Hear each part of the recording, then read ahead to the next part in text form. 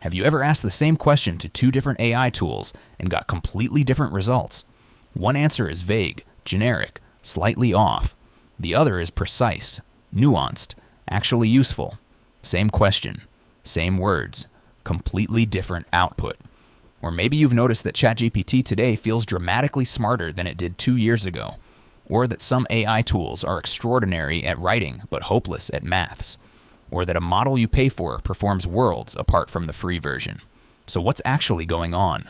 What makes one AI model genuinely better than another? And more importantly, better at what? Here's the problem.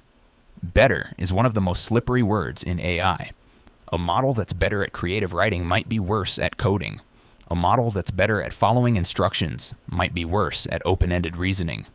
A model that's better in English might be significantly worse in other languages. There's no single dial you can turn to make an AI model universally smarter. Intelligence, even artificial intelligence, isn't one thing. It's a collection of different capabilities, and improving one sometimes comes at the cost of another. So to understand what makes models different, we need to look under the hood. And it comes down to 3 things. In the next 4 minutes, I'm going to walk you through exactly what those 3 things are. And by the end, you'll be able to look at any AI model claim and know whether it actually means anything. The first factor is the one you've probably heard about: scale. More parameters, more training data, more computing power. All 3 pushed as far as possible. The research community discovered something remarkable around 2020. AI model performance improves in a surprisingly predictable way as you add scale. Double the parameters, add more data, train for longer, and performance goes up, not randomly, reliably. This is called the scaling law, and it's one of the most important ideas in modern AI development.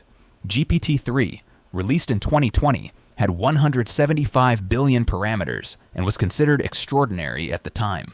GPT-4, released in 2023, is estimated to have around 1 trillion. The jump in capability between the two wasn't just incremental, it was qualitative. New abilities emerged that simply weren't present at smaller scale. Think of it like this. A person who has read 1,000 books knows a lot. A person who has read 10 million books knows something different in kind, not just in quantity. Patterns become visible that you simply can't see from a smaller sample. But here's where it gets more interesting than just bigger is better. The second factor is training quality. And this is where the real differences between models start to emerge. Scale gives you raw capability, but what you train on and how you train determines what that capability actually looks like in practice. Training data quality matters enormously. A model trained on carefully curated, high-quality text will produce better outputs than a model trained on the same volume of noisy, low-quality data. More isn't always better. Better is better. But the most important training quality factor is one we've mentioned before: reinforcement learning from human feedback, RLHF. Raw scale produces a model that's good at predicting text. RLHF produces a model that's good at being helpful. These are not the same thing. The difference between a model that technically knows a lot and a model that can actually assist you is largely a question of how well it was fine-tuned to understand what useful responses look like. This is why GPT-4 doesn't just answer your question.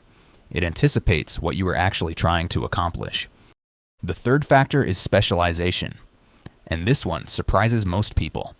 A general model trained on everything is not always the best tool for a specific job.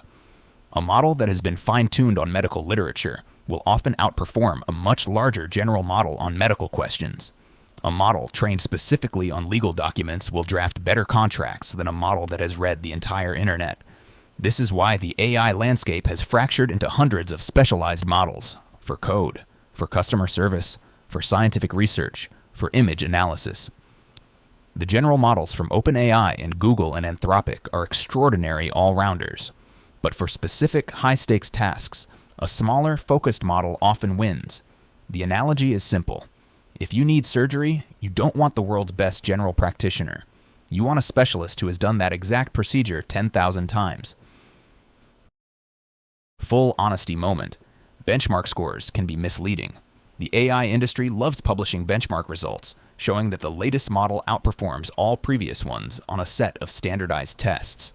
And those numbers are real. But benchmark performance and real-world usefulness are not always the same thing. A model can top every benchmark and still frustrate you in daily use. A model can score modestly on benchmarks and be the most useful thing you've ever used for your specific workflow. The honest answer to what makes an AI model better is better for whom and better at what. The model that's right for a software engineer writing production code is not the same model that's right for a novelist drafting a first chapter. Know your task, match the tool to it. So what does this mean for you right now? It means that which AI should I use is the wrong question. The right question is, which AI should I use for this? For open-ended creative work, a large general model like GPT-4 or Claude is probably your best starting point.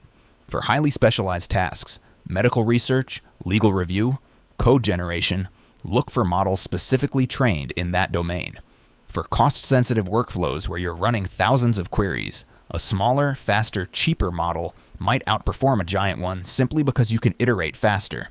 It also means you should be skeptical of sweeping claims. Model X is the best AI is almost always marketing. The real question is best at what? Trained on what? Evaluated how? The AI landscape is moving extraordinarily fast. Models that are state-of-the-art today will be surpassed in months. What won't change is the underlying logic: scale, quality, specialization. Those three factors will determine the frontier of AI capability for the foreseeable future. And once you understand them, you can navigate that landscape with a lot more confidence than most people. Scale, or training quality. Specialization. That's what separates a model that feels like magic from one that feels like autocomplete on a bad day. Next time, we're taking everything we've learned about AI, the vision, the language, the learning, and watching it all come together in one of the most ambitious real-world applications ever attempted. How does a self-driving car make decisions? How does it see a child stepping off a pavement at night, predict what happens next, and decide what to do, all in a fraction of a second? That one is going to blow your mind. Subscribe so you don't miss it. And we'll see you in the next one.